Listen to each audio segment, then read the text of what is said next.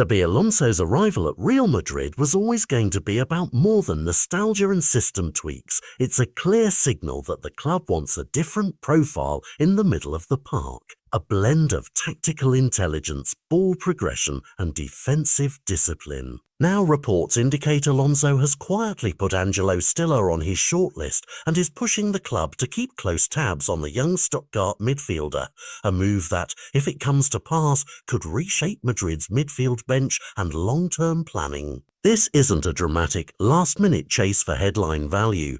It's a deliberate bid to secure a player who fits a specific blueprint, composed on the ball, able to control tempo and resilient in transition. Stiller is not just another name in the transfer grapevine. At 24 years old, he's matured into a midfielder who reads the game, plays progressive passes and shows a defensive discipline that makes managers sleep easier. His current Stuttgart contract runs for several more seasons, which gives his club negotiating leverage, a reality that will shape any approach Madrid might plan for 2026. That contract security also explains why Stuttgart can be selective. They see Stiller as an asset for both sporting progression and significant transfer value, not a player they'll sell cheaply or quickly. For Madrid, the calculation is straightforward. Buy the right profile now or risk a bidding war later when his market price has climbed even higher. Why didn't Real move in the summer? The short answer is balance and resources. The club invested heavily across multiple positions in the recent window, and the board judged the squad's midfield depth to be satisfactory for the immediate campaign. But managers and boards rarely see the same picture. Alonso reportedly remained unconvinced that the current mix offered the exact balance he wants between physicality, technical control, and positional discipline. That disconnect explains these behind-the-scenes whispers.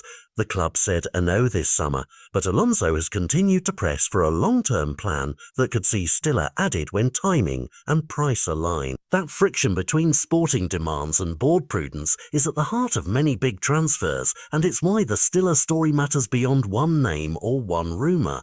The market reality complicates Madrid's path. Several top clubs are watching Stiller closely, from domestic giants to Premier League suitors, and that interest can quickly inflate a player's value.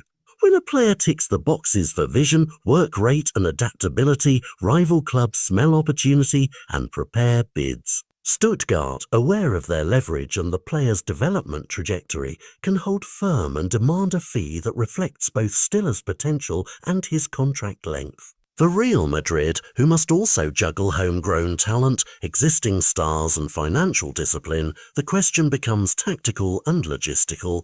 Do you aggressively pursue a short-term advantage now or plan a targeted approach for 2026 when circumstances and perhaps squad needs are clearer? Beyond the ledger and the headlines, there's football logic. Inserted correctly, a midfielder like Stiller could give Alonso the ballast he seeks, someone to shield the back line, recycle possession smartly, and link defence to attack without disrupting the rhythm of players like Jude Bellingham or Federico Valverde. The arrival of such a player isn't about replacing stars, it's about optimising the engine so that those stars can operate at peak efficiency. That kind of marginal gain is often the difference between a close title race and dominant silverware campaigns, and that's precisely what makes Madrid's interest worth watching. But the timeline is crucial. If Stiller continues his upward form, his market will harden, rival offers will multiply, and any plan that hopes to wait until 2026 will need to account for a much higher price tag. So where does this leave fans, pundits and the club itself? Expect a careful chess game,